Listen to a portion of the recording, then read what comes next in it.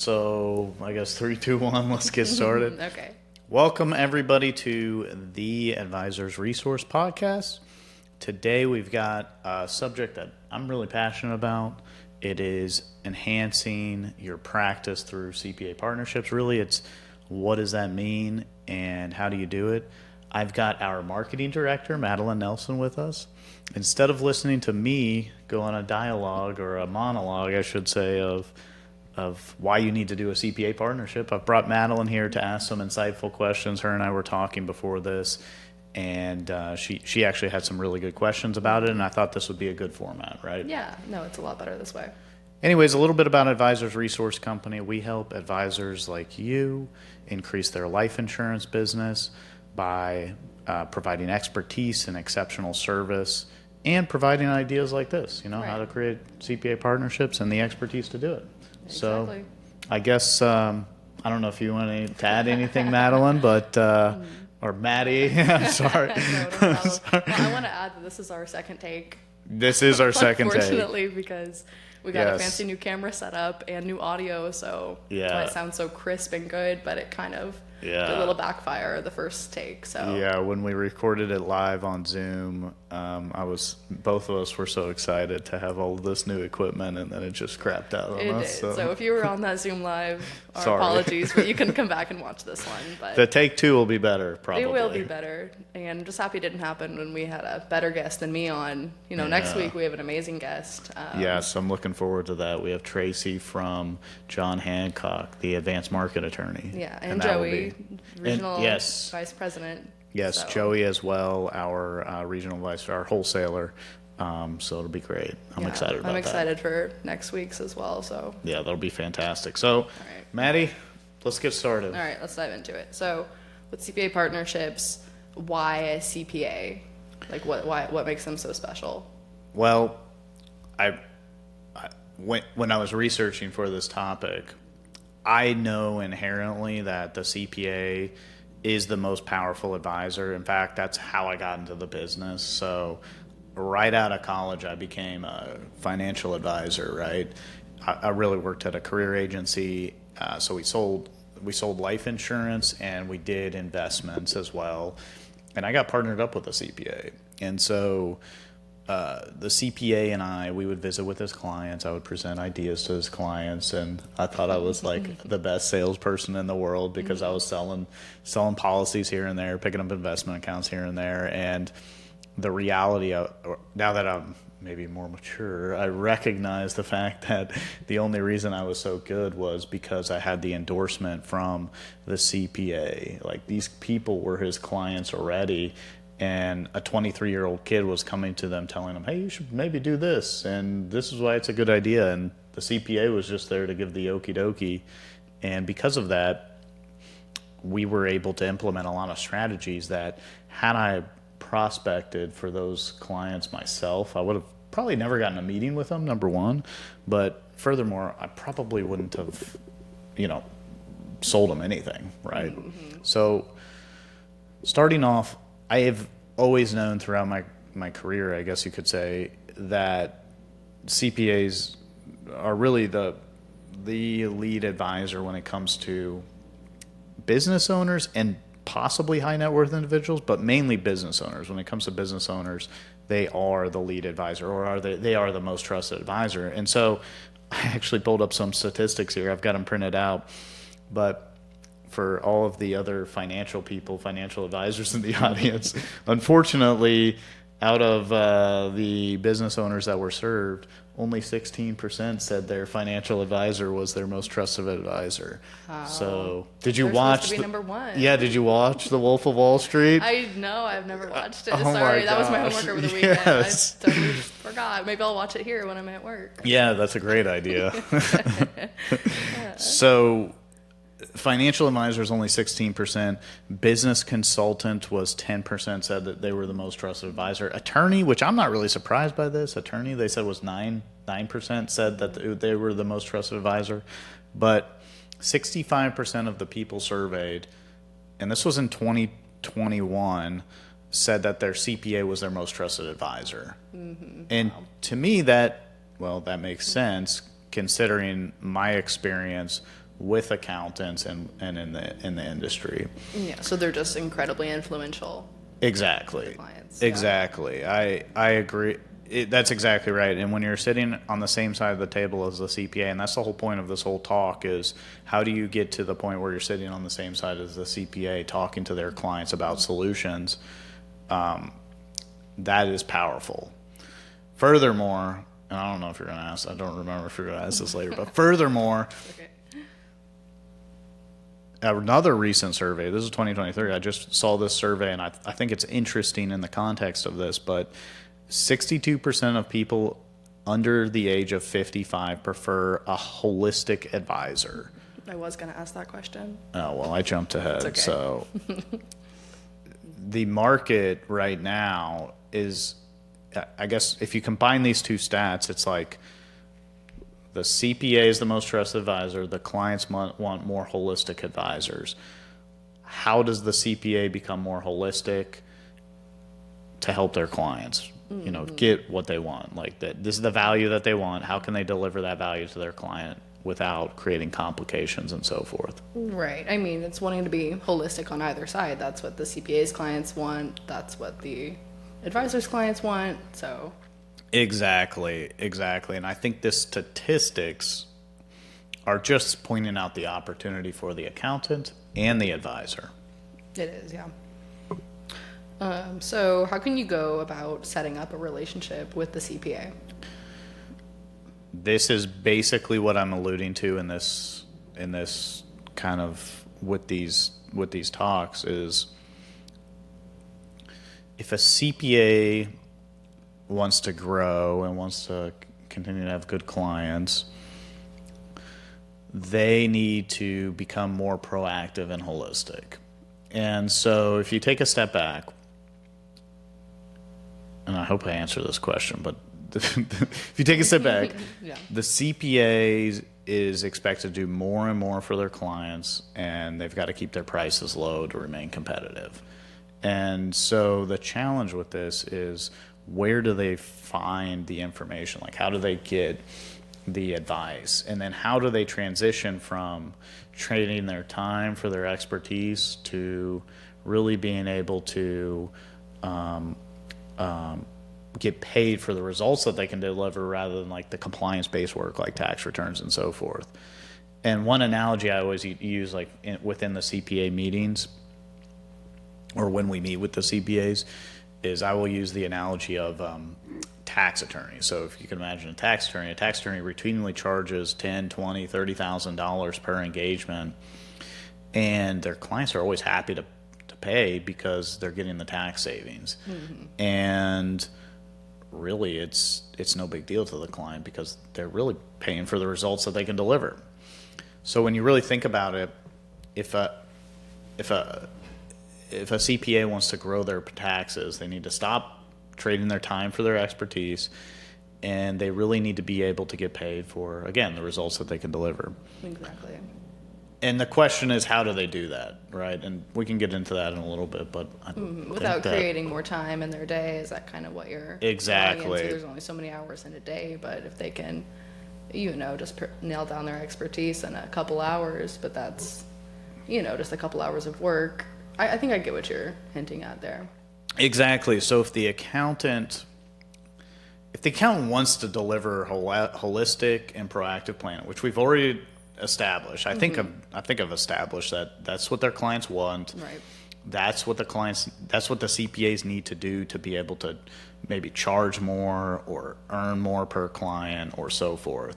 So if they're going to want to do that, really it kind of comes down to, how are they going to do that? And one way that they could do that is they could do what I would call the referral approach, right? And the referral approach is like, you have the CPA in the middle, and the CPA surrounds themselves with all these external experts, a financial planner, an insurance guy, a qualified plan guy, estate planning people and so forth, like everything. And really what that does is takes up more time, right? Because now they're having to coordinate it with multiple professionals to get the advice come up with the solutions, figure out what to do, figure out how to implement for their clients. And again, these are people that you talk to them and they're up to their eyeballs already in work. There's a staff shortages in that industry. You talk to accountants, they're having trouble finding good people. I mean, that's not unusual for many small businesses, but it's especially prevalent in the accounting and tax world. And you said this is the referral model where it's like they're kind of splitting every which direction. Exactly. Okay. Exactly. So what they're doing is they're trying to do this proactive planning, and it's creating a lot more work, and it's not smooth. It's not implemented properly. And again, I'm just saying this is one way to do it, and a CPA could do it this way. I'm suggesting that they do not do it this way. I'm suggesting that they create a team-based approach is what we call it. They create a partnership with an advisor to be able to implement these strategies. And I think that's the best way to do it. So all of those duties get put on the advisor, so the CPA saves time, but the advisor's there to provide that expertise, and so it just works out better. Exactly. So you're actually getting right into my follow-up to that. It's like, well, what does that mean, right? What does a team-based approach mean, and how does that help the CPA as opposed to the referral model, right? Because I've even visited with accountants. They say, and they'll tell you, well, you know what? I send them to 3 names. I give them 3 names of advisors every time, and I just hope messy. Exactly, and I hope that they do it. And it's like, well, first off, when you talk to a client and you uncover a strategy, and you say, hey, here's 3 advisors. Go set up a 401k with one of them. Call them. Number one, you're now putting that work back on the client. And that's exactly opposed to my 62% of people want holistic advisors. Right, they want the actual help. They don't want to be told how to go help themselves. No. Like if I was visiting, we have a business here, right? I'm busy. And if I went to my mechanic and the mechanic was like, oh, you know what, your transmission needs rebuilt, you got to go across town to get it done. Go to the transmission guy. Yeah, I'd be like, I don't know about that. Right. Rather than if you're at the dealership and they're like, you know what, we have a transmission guy, we'll just get it fixed. Okay, great.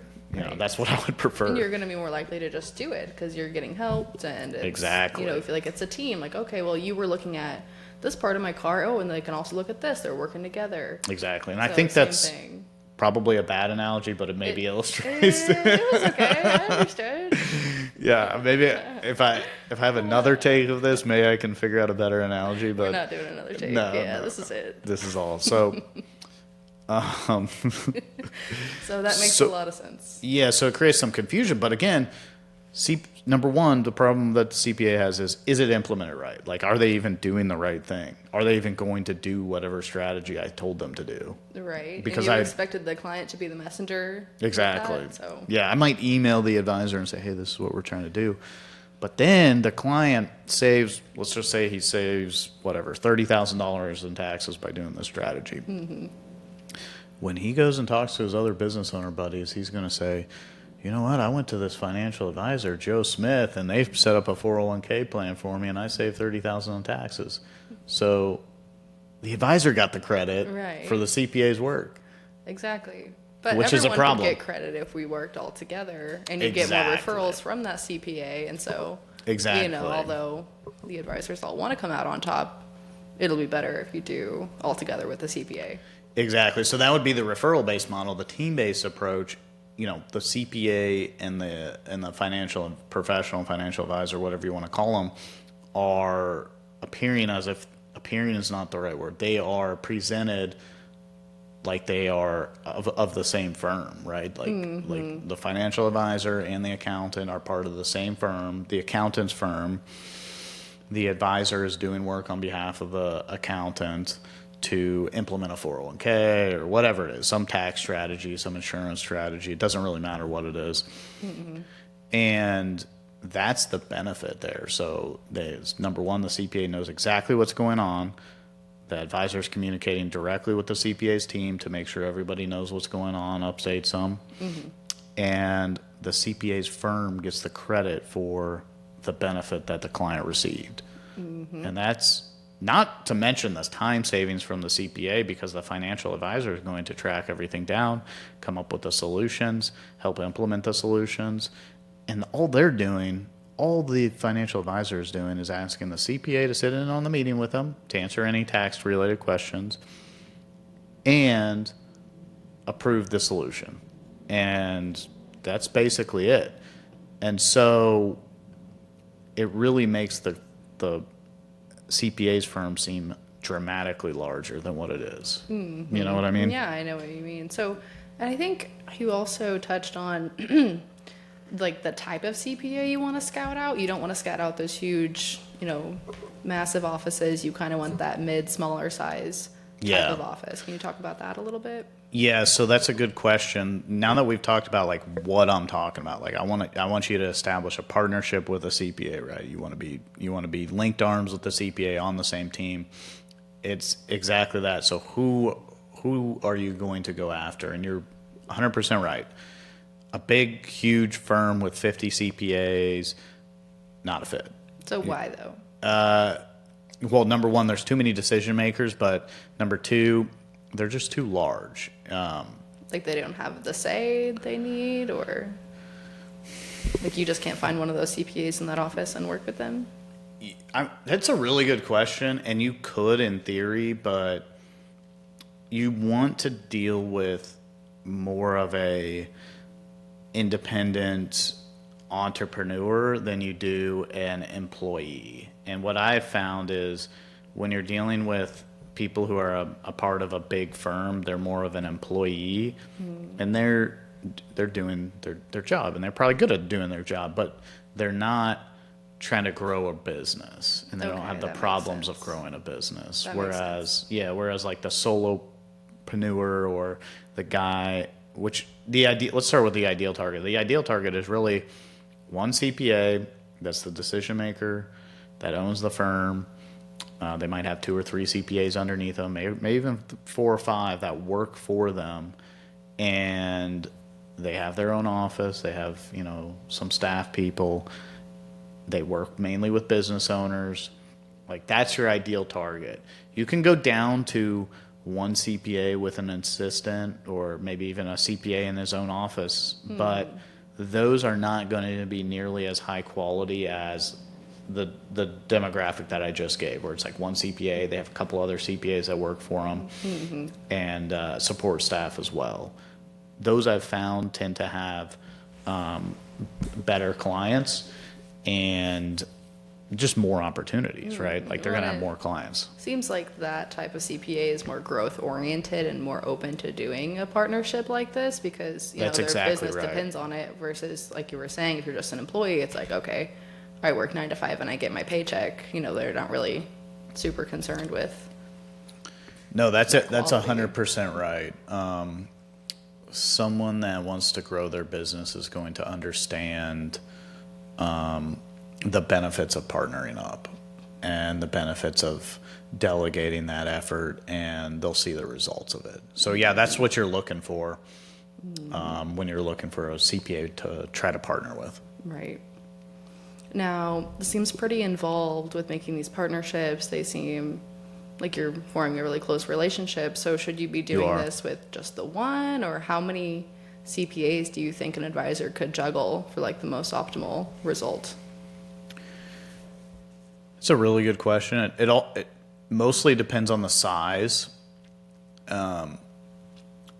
But you could certainly, and the CPAs don't care, you could certainly work with at least 2, 3 firms. Right. Because, you said that you're essentially going to be acting as if you're working under them. Mm-hmm. Exactly. So it's kind of a big undertaking. It is, but what you'll find is if you do it right, you're going to try to carve up their client base. Because when you look at most CPA practices, they're going to have like a third of clients who you probably don't want to meet with, right? They they're just getting a tax return done. Maybe they're even a business owner. They're somewhat low income business owner. So you're not even going to want to meet with them. There's going to be there's going to be 2/3 that are like just middle average America. And again, those might be okay to work with, but those are the ones that you're just going to be prospecting constantly. And then you have the top 1/3, and those top 1/3 are the ones that have a tax problem that you're going to want to work with every year. They're going to come to the CPA and they have the problem. So it's kind of like, you could spend your time in one firm if it was big enough, but I would try to hedge and have a couple of them, because really the types of people that you want to work with are the higher income people. For sure. Yeah. So definitely. Yeah. And the CPAs don't care, because they understand, and they also recognize the value that you're bringing. And frankly, they don't care if you have your own clients and you send them to them or not. In fact, I've even talked to some accountants, and they say the referrals from advisors are even harder to deal with than just the leads that they get off the street. Really? Yeah. And Why? well, because you've got the advisor hounding them about it. So you've got the two sides. Like the advisor is all worried about this relationship, and it might be a big relationship. Like I might have $1 million under management for this lady, little old lady, but she has a basic return. So the CPA is only charging her whatever, $400. So it's a small relationship to the CPA, big to me, and it's a challenge for them. Yeah, I could see that. So how are we scouting out these CPAs? Are we just Googling CPA in my area, or like what's the best way? You could do that. Yeah, you certainly could do that. Now, I wouldn't do that. Okay. I would build a list off of my clients' accountants. So I would visit with all of my clients and say, look, Maddie, I am trying to find a good CPA to be able to work with and refer my clients to, whatever. And I was wondering if you like your accountant. Is your accountant any good? And you're either going to say yes or no. If you say yes, great. Do you mind if I go visit with them? And you get their information. If they say no, they suck, then I'll say, well, that's great. When I find a good one, I'll let you know. well, yeah, well, That's perfect. Yeah. So, Doesn't matter what they say. and actually, it's even better if some of your A clients say, you know what, my CPA sucks. Because then what I would do is I would bring that client in with the accountant and sit side by side with the accountant and show them how we can do tax planning with them. And I would show them maybe some strategies that I've already implemented, and I would work with the accountant to come up with strategies that are in addition to what we've already implemented. So it kind of is a really good way to, it's a no-risk way for the accountant to see you, the advisor, at work, which I think is a big opportunity as well. All right, and that kind of goes with my next question. Like, you're getting these referrals, but what if they already have someone they're working with and they're happy with them? I had a situation where we were working on a case recently, and it was a business sale, or the client was considering selling their business, so we were talking about doing a structured settlement. And he, in the course of the conversation, which we should have asked, but in the course of the conversation, he said that, the client that is, said that, oh, you know what, I work with my Edward Jones guy, and he's great, or whatever. Well, that's fine. Your Edward Jones guy does whatever he does, but we're talking about this specific tax strategy, and if he goes through with it, a non-qualified structured settlement, which I could actually probably have a whole nother episode on that, but Okay, I'll write it down. yeah, we better write it down. But that's all about deferring taxes on a business sale or a property sale or something like that. Anyways, he would do that through us rather than go back to his Edward Jones guy. Number one, his Edward Jones guy probably doesn't even know what we're talking about. Not that he's a bad guy or not that he's unqualified. It's just probably not something that he does. Yeah. And so I think people worry about that too much. Like, oh, I'm going to run into a bunch of people that have advisors already. But many times people will do things with other advisors that bring them an idea, number one. And then number two, you'd be surprised at how many people don't have an advisor. Right. That They are, might need one. So they're working with that CPA and they're kind of having more issues than the CPA can take on. And so that's where an advisor could step in and help well, out a exactly. lot. And it's not like they have a competing financial advisor that's managing their money. Right. That's perfect. And if they do, they may have not talked to them in 3 years. And they're like, well, you know what? I hadn't heard from Joe in about, a couple years. So, yeah, the bar is very low. So it's. Yeah, that's really good to know. So how do we do this? Yeah. Yeah. Oh, what was that? Sorry. Jumped ahead. Sorry, I guess I'll do the answers. You do the questions Yeah. now. So how do we do this, Maddie? I don't know. So let's see. We kind of already have the meeting questions lined out for advisors. So you do 3 meetings. Yes. Right? Yeah. So the process is a 3-meeting process. And Maddie's right. Part of the meeting process is to ask them a series of questions to determine if they're a fit. We're actually going to provide that as a downloadable Yes. in the description of this video. So if you'd like to take a look at that, fill out the form attached to this. But we have the first meeting. The first meeting is all about. I think it's in here too. It is probably. Yeah. So the first meeting is all about asking them the questions, determining if they're a fit. So you want to know, what's like their mix of clients. Like, do they have more business owners or do they have more individuals? You want to determine how they're billing currently. You want to determine what their biggest pain points are. You want to determine where they want to be in the future, like what's their growth plans. And really just get a feel for their firm. How long has it been in existence and so forth. And then from there, we have a presentation that really walks them through the challenges that I mentioned earlier. Mm-hmm. Their clients are expecting more and more from them. They're having to keep their prices low to remain competitive. We show them some numbers based on the amounts that they're billing or the amounts that they're taking in per client. And then we show them the referral model versus the team-based approach. And we ask them if there's any questions. And usually they'll have some questions. And we schedule the next meeting. If they're still interested. They might just say, this isn't for me, which is okay too. You move on. I mean, Right. Not everybody's going to be a fit, just like not every prospect you're going to sell. Mm-hmm. From there, we do meeting number 2. Now, meeting number 2 is to recap meeting number 1. So like the team-based approach that we went over in meeting number 1. Mm-hmm. And to introduce an engagement agreement. Now, the engagement agreement talks about how we will help uncover the needs of your clients. We will help with doing fact finders, doing meetings to handle their needs and uncover solutions and so forth. And it just simply lays out what the accountant's going to do and what the advisor is going to do, and then how you're going to split revenue from this potential venture. Right. Yeah, that was my other question because, you don't want it to be more expensive for the client to be getting 2 services in one. And so are you guys kind of splitting up the cost? Are you getting less money or how does that work? Well, optimally, the advisor and the CPA begin to work towards billing for more advisory services.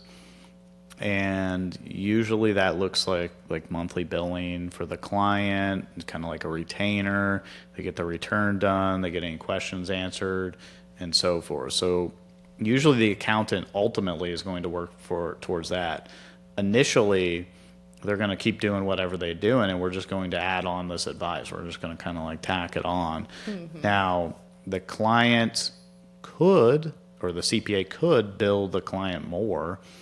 There's also going to be revenue generated from product sales and so forth. So they could also split revenue from that, either by getting the CPA licensed, setting up an entity that gets licensed, referral fees, lease agreements. I mean, there's many ways to do it, and I can discuss all of those. That's kind of behind the scenes, like the client doesn't really know it's being split up in that way. No, the client won't know, and there should be there is a disclosure that the CPAs should give to the clients about like using their return data for other purposes. but that's not really that big of a deal. I see. Almost, So it's like a almost- triple win for everyone since the client is getting more value and they don't have to pay anymore. Yeah, generally. I mean, it generally comes back to the philosophy on that and how the advisor and the CPA work it out. But yeah, generally that's how I would work it. And yeah, the client now the advisor is going to give up some potential revenue if they decide to revenue share. But I mean, these are people you would have never gotten in front of before, and you would have never really gotten an opportunity to work with before. So I think it lends itself to a pretty good opportunity. Right. And it's especially relevant to insurance and fixed annuities, like fixed life insurance and fixed annuities, because the upfront revenue is a lot. There's a lot of work in the front for those advisors, but the upfront revenue is a lot, and it's easy to split. And yeah, I mean, that's some of the strategies that I would certainly gravitate towards. Right. Well, I just think it kind of comes down to finding the right CPA with those right clients that are worth, getting in front of, even if you don't get that immediate payoff. Exactly. If it's just such a good group, it's going to be worth it. And that's the whole point of the first meeting, is so you're not wasting your time prospecting a CPA that has 500 little ladies or something like that. People on Social Security. Yeah. Just gotta know what you're getting into before signing that agreement. And exactly. Yeah. Yeah. I think with that first meeting too, it's really important to kind of lay out the value proposition in Exactly. black and white, because CPAs are super analytical type people. They want to know. Black and white, Exactly. this is what you're doing. This is what I'm doing. Here's the benefit. The engagement agreement. Exactly. Yes. Now, I do these series of meetings for advisors all the time and act as the, like sort of the back office supporting the advisor and the accountant. And it goes really well. Okay. We've got a lot of strategies. I've got, I guess I could say, an expertise with working with accountants. I've worked with a ton of them. I've worked with advisors that work with them. And so we know a lot of strategies that they're interested in, including, split dollar, qualified planning, business planning, a lot of stuff on the business side, charitable planning, estate planning, all of these different areas of planning that are sort of, I call it insurance adjacent because it involves insurance, but it's not directly insurance. Mm-hmm. All these different strategies CPAs are really attracted to.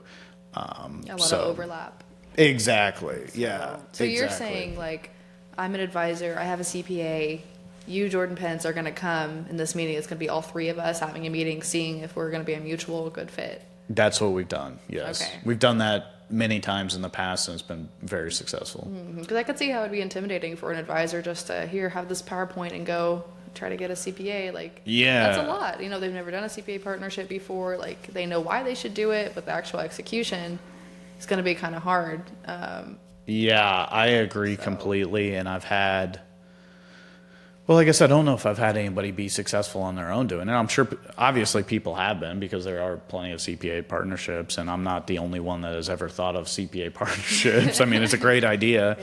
Yeah. Again, it's how I got into the business, but it's just a matter of, the confidence and having been there and done that I think makes it easier for us to implement that, as opposed to, you trying it on your own. Mm-hmm. And there's no downside to doing it on your own or through us. So it kind of is a win-win, I suppose. Now, here's something we didn't mention on our first take, but we did the CPA boxes. Yes. We had another one of our advisors do it, and it worked out really well for them. Yes. I think we have the picture in the Yes. slideshow, but I don't want to mess with it. Can you mess with it from here? Let's see if I can pull it up. But 'Cause once I made those boxes, and they were great. one strategy to talk to accountants is, during tax season, deliver the survival kits, CPA survival kits. So I don't know if that comes up on the camera very well, but if not, I'll edit it in. But. Yeah, if not, we'll pull it up on the screen. But the CPA survival kits,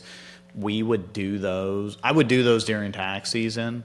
Now, currently, it's June 23rd. So now's the perfect time to visit with them. Mm-hmm. But we would always do these survival kits. And so what I would do is I would build a list of CPAs And the introductory script is easy. And call us before you try to get in with the CPA, because I'd be happy to go over this with you. But it's just simply, hey, Mr. CPA, you work with a mutual client of ours, Madelyn Nelson, and she thought it'd be a good idea if we got together. My firm, we work with accountants to help them deliver more value to their clients by helping them become more proactive and holistic. And I'd just like some time to share how we're doing that with you.